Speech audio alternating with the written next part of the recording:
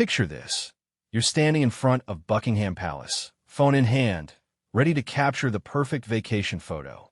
The famous red-coated guards stand motionless like living statues. Thousands of tourists do this every day without incident. But what happens when someone crosses a line that should never be crossed? On a seemingly ordinary Tuesday afternoon in London, 28-year-old Marcus Thompson from Ohio thought he was just having some harmless fun. He had no idea that his next few actions would land him in international headlines, spark a diplomatic incident, and change tourism rules at one of the world's most visited landmarks forever. This isn't just another tourist mishap story. This is about what happens when cultural ignorance meets centuries-old tradition, when a moment of poor judgment collides with unwavering duty, and when a simple vacation photo attempt spirals into something nobody saw coming. What Marcus did next shocked onlookers, horrified his family, and left even seasoned royal guards questioning their protocols. The consequences were swift, severe, and absolutely unforgettable. This is that story. Marcus Thompson stepped off the red double-decker bus at Wellington Arch, his expensive camera hanging around his neck like a badge of honor. At 28, he considered himself a seasoned traveler, though his passport told a different story. This was only his second trip outside the United States, and his first time in London. The city overwhelmed him with its mix of ancient architecture and modern bustle, but nothing had prepared him for the grandeur he was about to witness. The weather was perfect for late September. Golden sunlight filtered through the autumn leaves, casting long shadows across the mall as Marcus made his way toward Buckingham Palace. He had spent weeks planning this moment, researching the best angles, the optimal timing for lighting, and even the guard-changing schedule. His Instagram followers were expecting something spectacular, and Marcus had promised them nothing less than viral-worthy content. As he approached the palace gates, the familiar sight of the Queen's Guard came into view. Two guards stood at attention on either side of the main entrance, their iconic red tunics and tall black bearskin hats making them instantly recognizable. Marcus felt his heart race with excitement. These weren't just any soldiers. These were living symbols of British heritage, trained professionals who had dedicated their lives to protecting the royal family. What Marcus didn't understand, however, was the depth of that dedication. The Queen's Guard aren't ceremonial figures playing dress-up for tourists. They are active-duty soldiers from elite regiments, trained in combat, and bound by strict protocols that have remained unchanged for centuries. Their stillness isn't an act. It's a demonstration of discipline that most people could never achieve. Guard James Morrison had been standing at his post for 43 minutes. The 25-year-old soldier from the Coldstream Guards had served 2 tours in Afghanistan before being selected for this prestigious assignment. His uniform weighed nearly 20 pounds. The bearskin hat added another 2 pounds of pressure on his neck, and the leather strap under his chin had been cutting into his skin for the better part of an hour. Despite this discomfort, his expression remained completely neutral, his eyes focused straight ahead, his breathing steady and controlled. Morrison had dealt with tourists before. Thousands of them passed by his post every day, snapping photos, making jokes, and occasionally trying to get a reaction from him. He had been trained to ignore distractions, to maintain his composure regardless of what happened around him. Children had poked at his uniform, adults had made inappropriate comments, and some tourists had even tried to touch his weapon. Through it all, Morrison remained perfectly still, a living monument to British military tradition. But Marcus was different from the typical tourist. He wasn't content with a simple photo from a respectful distance. He wanted something more, something that would set his content apart from the millions of other palace photos flooding social media every day. As he studied the guards through his camera lens, an idea began to form in his mind. It was risky, certainly, but Marcus had built his modest online following by taking risks that others wouldn't. The crowd around the palace was typical for a Tuesday afternoon. Families with young children pointed excitedly at the guards. Elderly couples posed for photos with the iconic backdrop, and groups of teenagers took endless selfies. Most visitors maintained a respectful distance from the guards, staying behind the designated barriers and following the clear signage that outlined appropriate behavior. Marcus noticed this distance and saw it as an opportunity. If everyone else was playing it safe, standing back, and taking the same predictable photos, then getting closer would automatically make his content more unique. He began to move slowly toward the guard post, testing the boundaries, seeing how close he could get before anyone stopped him. The first security checkpoint was easy enough to navigate. Marcus simply walked past the outer barriers where most tourists congregated, moving into the area typically reserved for official visitors and palace staff. A few other tourists noticed his movement and began to follow, assuming he knew something they didn't about the rules or regulations. Guard Morrison was aware of Marcus's approach, though his training prevented him from acknowledging it directly. Morrison's peripheral vision tracked the tourist's movement while his eyes remained fixed straight ahead. This was standard protocol. Guards were taught to be constantly aware of their surroundings while maintaining the appearance of complete detachment from the world around them. As Marcus got closer, he began to appreciate the incredible attention to detail in Morrison's uniform. Every brass button was polished to a mirror shine. Every piece of leather was perfectly maintained, and the red wool of the tunic showed no signs of wear despite being part of a uniform that saw daily use. The rifle Morrison carried wasn't just for show either. It was a fully functional weapon, loaded and ready for use if the situation demanded it.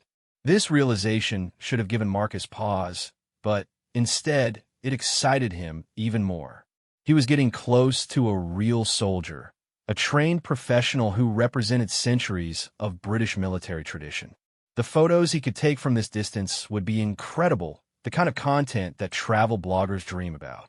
Marcus raised his camera and began taking pictures from about 6 feet away from Morrison's position. The guard's face was perfectly framed in the viewfinder, showing every detail of his stoic expression and the impressive height of his bearskin hat. These shots were already better than anything Marcus had seen on Instagram, but he knew he could do better still. The tourist moved even closer, now standing just 3 feet from Morrison. At this distance, Marcus could hear the guard's steady breathing and see the slight perspiration on his forehead from standing in the sun for so long. The human element of the guard's experience was becoming apparent, making the photos more compelling, but also more invasive. Other tourists began to take notice of Marcus's boldness. Some started taking photos of him photographing the guard, creating a strange meta-documentary of the situation. A few visitors looked concerned about how close he was getting, but most seemed entertained by the spectacle. Nobody, however, seemed to understand that Marcus was approaching a line that absolutely should not be crossed. Guard Morrison's training was being put to its ultimate test. His orders were clear: maintain position, ignore distractions, and only break protocol in cases of genuine security threats. But what constituted a threat? A tourist with a camera certainly didn't seem dangerous, but the man's increasingly aggressive approach was unlike anything Morrison had encountered in his 6 months of palace duty. The tension in the air was becoming palpable, though Marcus remained oblivious to it. He was completely focused on getting the perfect shot, the image that would define his trip and boost his social media presence. He adjusted his camera settings, checked his angles, and prepared for what he thought would be the crowning achievement of his photography expedition. Meanwhile, other security personnel around the palace were beginning to take notice. Palace security operates on multiple levels, with a highly visible Queen's Guard representing just one element of a comprehensive protection system.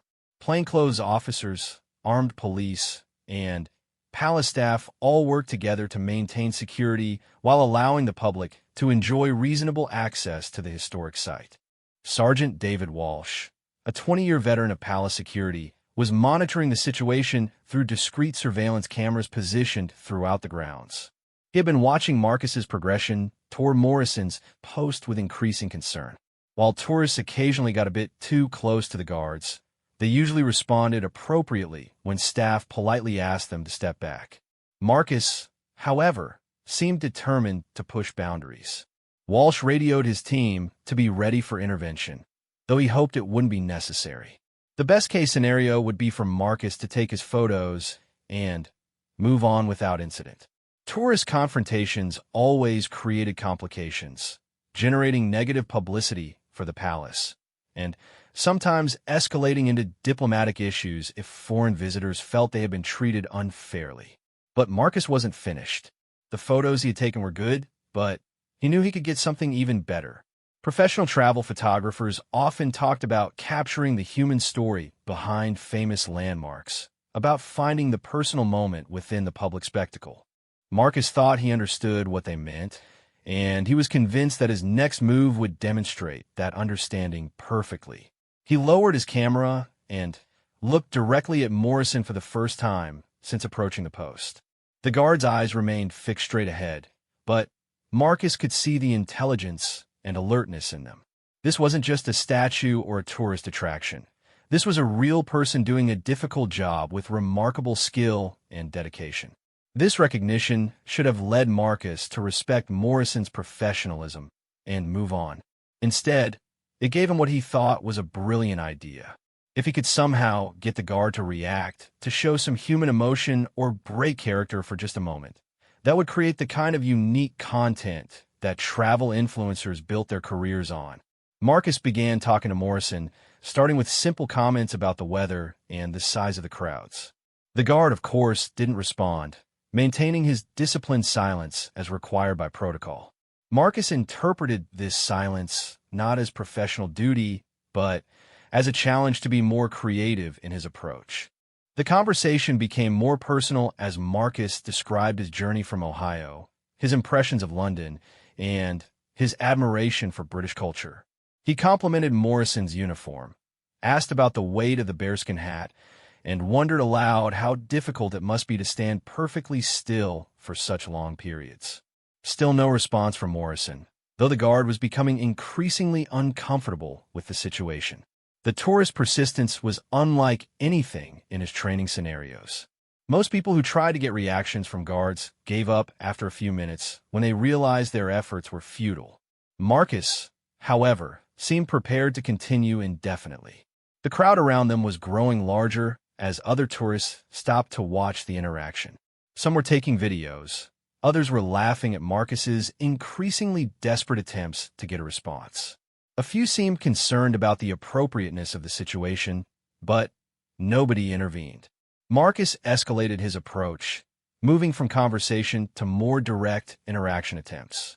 He waved his hand in front of Morrison's face, trying to get the guard to blink or shift his gaze. He made funny faces, told jokes, and even started doing a small dance in front of the stoic soldier. Morrison's training held firm. He had been prepared for exactly this type of situation, though the reality was more challenging than any simulation. The urge to tell the tourist to back off was strong, but his duty was stronger.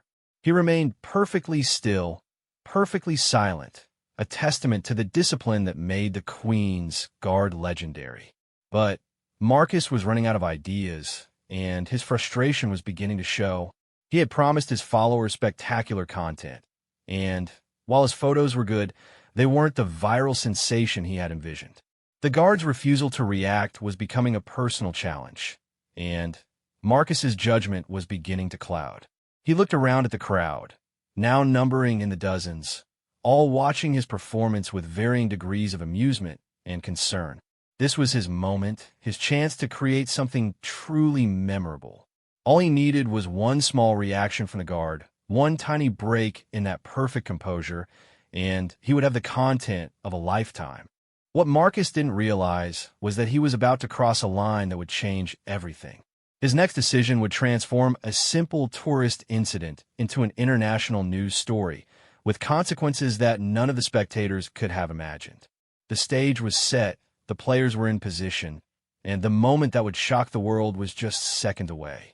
The moment that changed everything happened at exactly 2:47 p.m. on Tuesday, September 24th. Marcus Thompson, frustrated by his inability to get any reaction from Gar Morrison, made a decision that would haunt him for years to come. In what he later described as a moment of pure stupidity, Marcus reached out and grabbed the guard's rifle. The reaction was instantaneous and terrifying. Morrison's training kicked in with mechanical precision. The moment an unauthorized person touched his weapon, every protocol he had learned during months of intensive preparation activated simultaneously. His right hand immediately secured the rifle while his left moved to his radio. His eyes, which had remained fixed straight ahead for nearly an hour, snapped to Marcus's face with an intensity that made the tourist step backward in shock. "Step away from the weapon." Morrison's voice thundered across the palace grounds, shattering the afternoon calm like a cannon blast. The command carried the full authority of the British Crown and the unmistakable tone of a combat veteran who would not tolerate any threat to his post. The transformation was stunning. In less than 2 seconds, Morrison had gone from a silent, motionless figure to an alert, aggressive soldier ready to defend his position. His entire posture changed, shoulders squared, stance widened, weapon secured. This wasn't a tourist attraction anymore.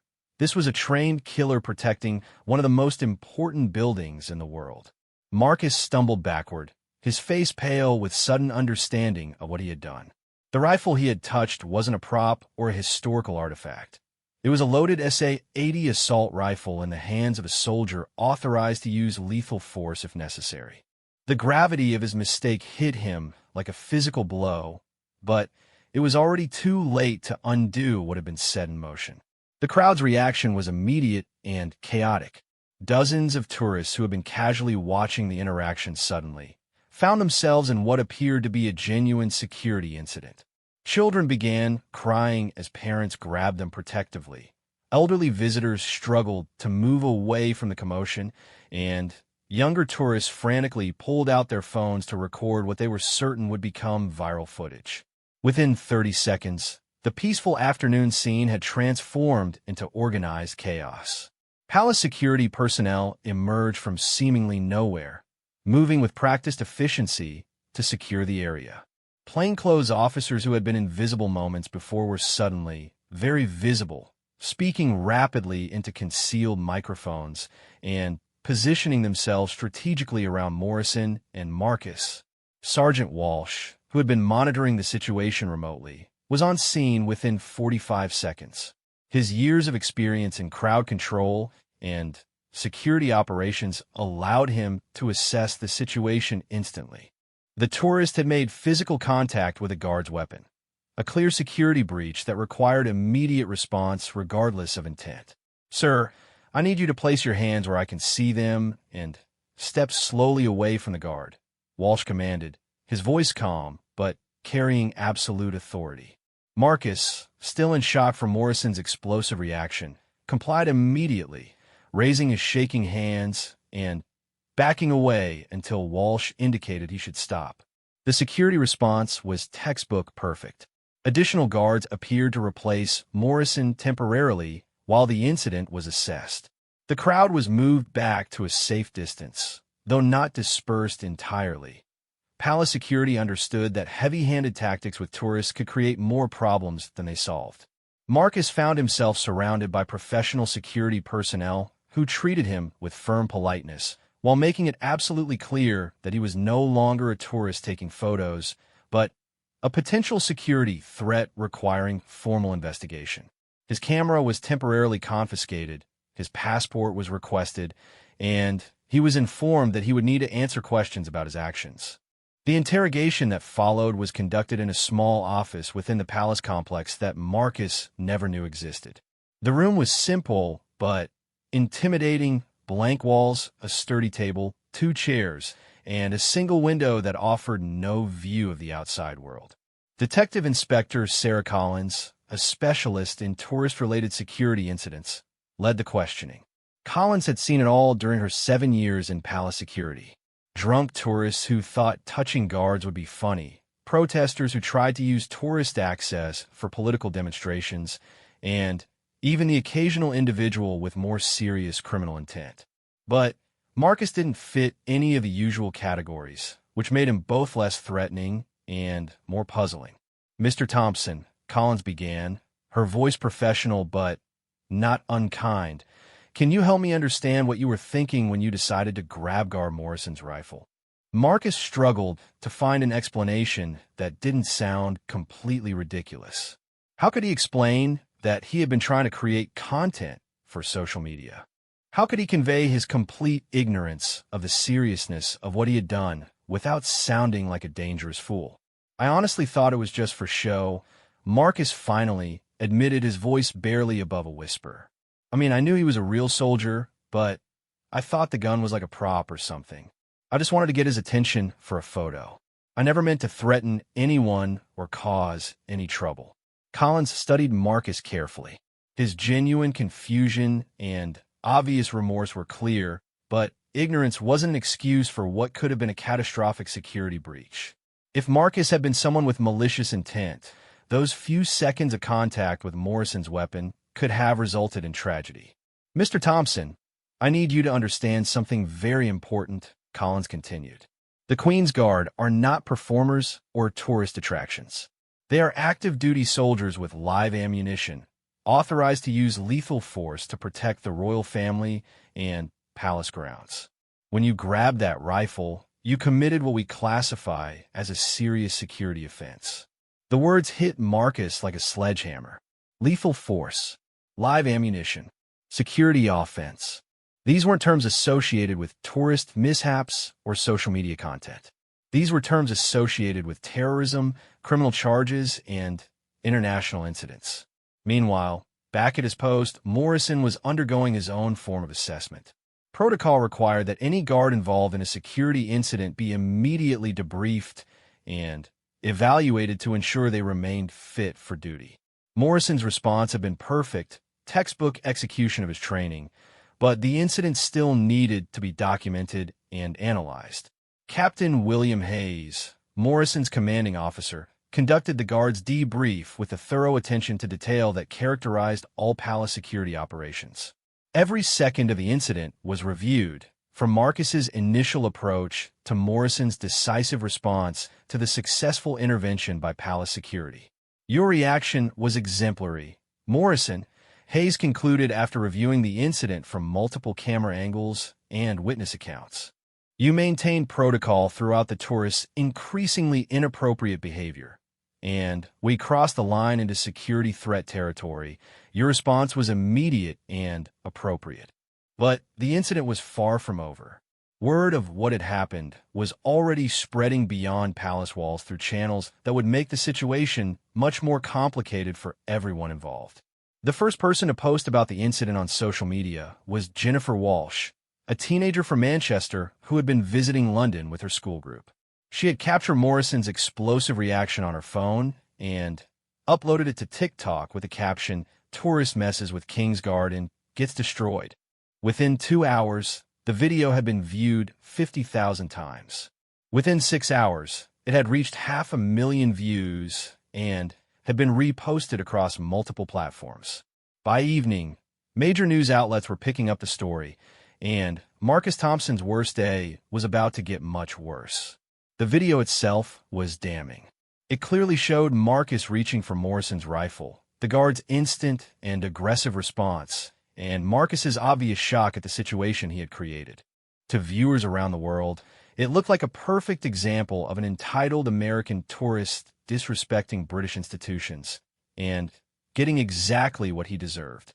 But the story that emerged in the media was more complex than the viral video suggested. British tabloids, always eager for dramatic stories involving tourists and the royal family, ran headlines like "YNK Tourist Palace Attack Foiled" and "American Tries to Grab Guard's Gun." The coverage was sensationalized and often inaccurate, but it spread Marcus's face and name around the world. American media picked up the story with their own angle, often focusing on whether British security had overreacted to what seemed like a simple misunderstanding. Opinion pieces debated cultural differences, tourist education, and the appropriate level of security at public attractions. The international attention put enormous pressure on everyone involved to handle the situation properly. The British Foreign Office found themselves fielding calls from American diplomatic officials seeking clarification on the incident, and assurance that Marcus was being treated fairly. The American embassy in London dispatched a consular officer to check on Marcus's welfare and ensure his rights were being protected. Marcus, meanwhile, remained in palace custody while authorities decided how to proceed. The holding room where he waited was comfortable enough, but the weight of his situation was crushing. He had gone from vacation photographer to international incident in the space of a few minutes, and he had no idea what would happen next. His phone, which had been returned to him after security officials confirmed it contained no threatening material, buzzed constantly with notifications. Friends and family back in Ohio were seeing the viral video and reaching out in confusion and concern. His employer had already called twice, and his mother had left 17 voicemails expressing varying degrees of panic and disappointment. The legal implications were significant. While Marcus's intent had clearly been harmless, his actions constituted several potential charges under British law. Interfering with palace security, disturbing the peace, and potentially threatening behavior toward a member of the armed forces were all serious matters that could result in prosecution, fines, or even imprisonment. Detective Inspector Collins returned to the holding room after consulting with her superiors and representatives from both the Foreign Office and the American Embassy. The decision about how to proceed with Marcus's case would set an important precedent for how similar incidents were handled in the future. "Mr. Thompson," she began, "I've been authorized to explain your options. You're facing several potential charges, but given the circumstances and your obvious lack of malicious intent, we're prepared to consider alternatives to formal prosecution." Marcus looked up hopefully, though he was afraid to assume anything would work in his favor at this point. Collins continued, "You can accept a formal caution, which will remain on your record but won't result in prosecution. You'll also be permanently banned from all royal properties and will need to leave the United Kingdom within 48 hours. Alternatively, we can proceed with formal charges, which would mean court appearances, potential fines or imprisonment, and a much longer process." The choice was obvious, but Marcus still felt the weight of consequences that would follow him for years. A permanent ban from royal properties meant he could never return to some of Britain's most famous tourist destinations. The formal caution would appear on background checks, potentially affecting future travel and employment opportunities. But these immediate consequences were nothing compared to what was still coming. The viral video had made Marcus's face recognizable around the world, and the internet's capacity for both mockery and moral outrage was just beginning to focus on him. As evening fell on what had started as a perfect day for sightseeing, Marcus Thompson sat in a palace holding room, contemplating how a single moment of poor judgment had changed his life forever. The worst part was knowing that millions of people around the world were watching his mistake on repeat, and the consequences were only just beginning to unfold. Marcus Thompson's nightmare was just beginning. As he sat in Heathrow Airport 48 hours after the incident, waiting for his flight back to Ohio, he scrolled through his phone with growing horror at what his life had become. The viral video had exploded beyond anything he could have imagined, reaching over 20 million views across all platforms and spawning countless reaction videos, memes, and news segments. The worst part wasn't even the embarrassment. It was watching how the story had taken on a life of its own, morphing into something far removed from what had actually happened. Different versions of the incident were circulating online, each one seemingly more dramatic than the last. Some claimed he had tried to steal the guard's weapon. Others suggested he was part of some elaborate prank gone wrong, and a few conspiracy theorists had even suggested it was all staged for publicity. His phone buzzed with another call from a journalist. Marcus had stopped answering these calls after the first few, when he realized that no matter what he said, it would likely be taken out of context and used to generate more clicks. The media machine had already decided what story to tell, and his actual experience didn't seem particularly relevant to that narrative. The flight home was a special kind of torture. Marcus had hoped to travel anonymously, but several passengers recognized him from the viral video. Some approached him directly, either to mock him or to express sympathy, while others simply stared and whispered to their companions. The flight attendants, clearly aware of the situation, treated him with professional courtesy while obviously wanting to avoid any additional drama. When Marcus finally arrived in Columbus, Ohio, he discovered that his local fame had preceded him. A small group of reporters was waiting at the airport, along with a few dozen curious onlookers who had come specifically to see the guy who messed with the British Guard. The attention was overwhelming and deeply unwelcome. His mother, Patricia Thompson, picked him up in her car with tinted windows, hoping to avoid the worst of the media attention. But even this precaution couldn't shield Marcus from the reality of what his life had become. The drive home was filled with uncomfortable silence, broken only by Patricia's occasional sighs and Marcus's mumbled apologies. "I just don't understand how you could be so stupid," Patricia finally said as they pulled into their driveway. "Didn't you think about the consequences? Didn't you realize that Guard was a real soldier with a real gun?" Marcus had been asking himself the same questions for 2 days straight. In retrospect, his actions seemed so obviously foolish that he could barely comprehend his own thought process. How had he convinced himself that grabbing a loaded weapon from a trained soldier was a good idea? How had his desire for social media content overridden such basic common sense? The answer, he was beginning to realize, lay in a dangerous combination of factors that had aligned perfectly to create the worst possible outcome.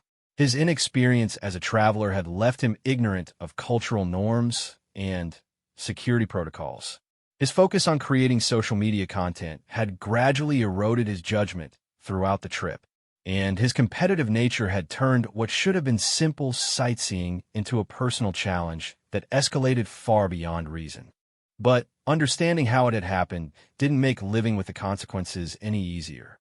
Marcus's employer, a mid-sized accounting firm in Columbus, had placed him on administrative leave pending a review of how the incident might affect the company's reputation.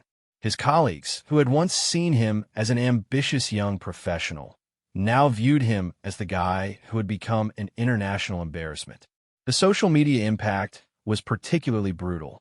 Marcus's Instagram account, which had once been a source of pride with its carefully curated travel photos, had become a target for trolls from around the world. Comments poured in by the thousands, ranging from mild mockery to vicious personal attacks. People criticized everything from his appearance to his intelligence to his nationality, and the harassment showed no signs of slowing down. He tried deleting his social media accounts, but the damage had already spread far beyond his control. Screenshots of his photos have been shared widely, often with mocking captions or edited to make him look even more foolish. His face had been turned into memes that were spreading across platforms he didn't even use. The financial consequences were equally devastating.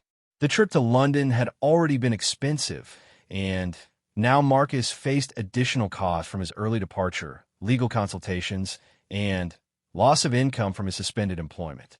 Travel insurance, predictably, didn't cover incidents resulting from criminal behavior, leaving him responsible for thousands of dollars in unexpected expenses. But perhaps most painful was the impact on his family and personal relationships. Friends who had once enjoyed his travel stories now seemed embarrassed to be associated with him. His younger sister, a college student, reported that people at her school were making jokes about her famous brother. Even his elderly grandmother, who rarely used the internet, had been contacted by neighbors who had seen the story on television news. Meanwhile, back in London, the incident had triggered a comprehensive review of tourist security protocols at royal properties. Palace officials were walking a delicate line between maintaining public access and ensuring adequate security, and Marcus's case had highlighted potential vulnerabilities in the system. Guard Morrison had returned to duty after a brief psychological evaluation, but the incident had affected him as well. For 6 months, he had successfully maintained the perfect discipline required of the Queen's Guard, only to have that record broken by a tourist's moment of stupidity. Morrison's response had been flawless, but the incident still represented a failure of the system to prevent such situations from occurring.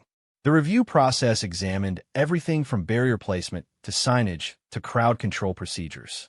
Tourist education became a particular focus, with officials recognizing that many visitors simply didn't understand the seriousness of what they were observing when they looked at the Queen's Guard.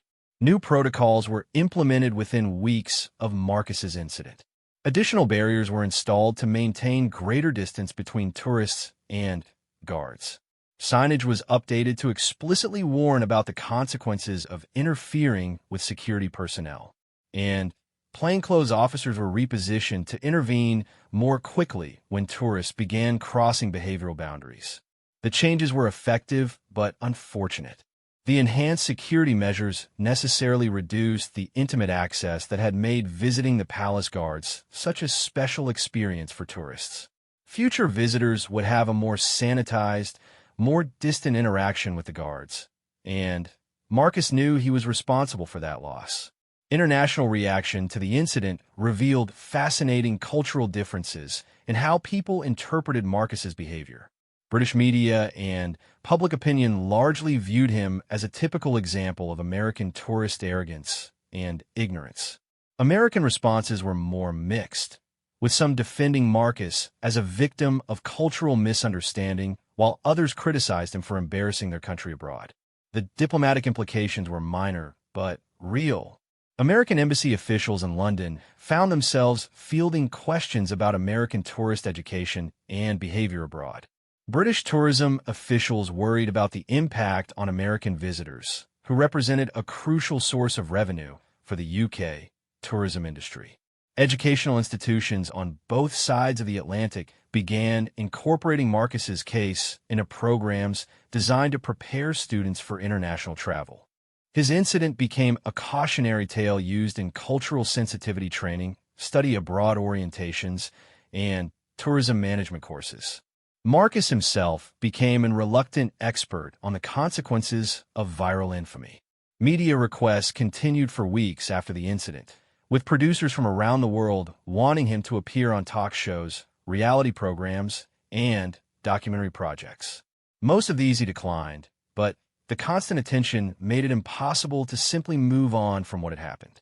He did eventually agree to participate in one serious documentary about tourist behavior and cultural misunderstanding.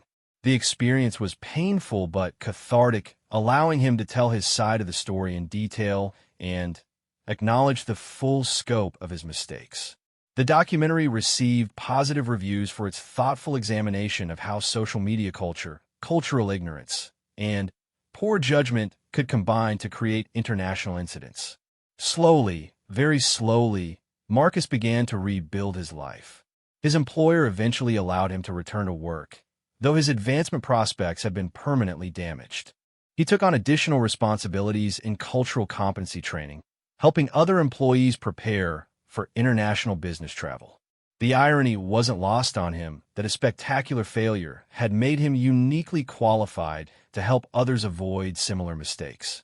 The social media harassment gradually diminished as the internet's attention moved on to newer controversies and embarrassments. Marcus kept his online presence minimal and carefully controlled, having learned a hard lesson about the permanent nature of digital footprints. Dating became complicated as potential partners inevitably discovered his internet fame during the early stages of relationships. Some found the story amusing, others saw it as evidence of poor judgment, and a few were simply put off by the lingering online attention that still occasionally flared up. 2 years after the incident, Marcus attempted to visit London again, hoping to make peace with the city where his life had changed so dramatically. However, the permanent ban from royal properties meant he couldn't return to Buckingham Palace, and he found the restriction more emotionally difficult than he had expected. Standing outside the barriers he was no longer allowed to cross, Marcus felt the full weight of how a single moment of stupidity had created lifetime consequences. He used the visit to make a formal apology to Guard Morrison through official channels. The message was brief and simple, an acknowledgement of his mistakes, an expression of regret for putting Morrison in a difficult position, and recognition of the professionalism Morrison had shown throughout the incident.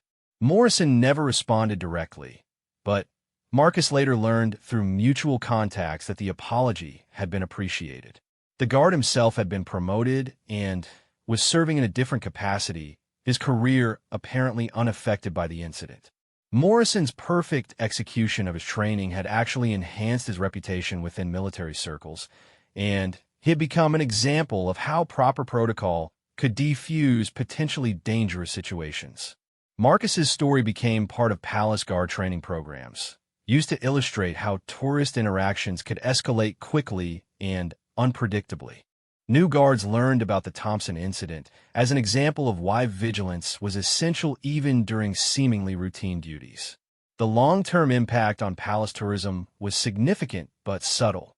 Visitor numbers didn't decline, but the nature of the visit had changed.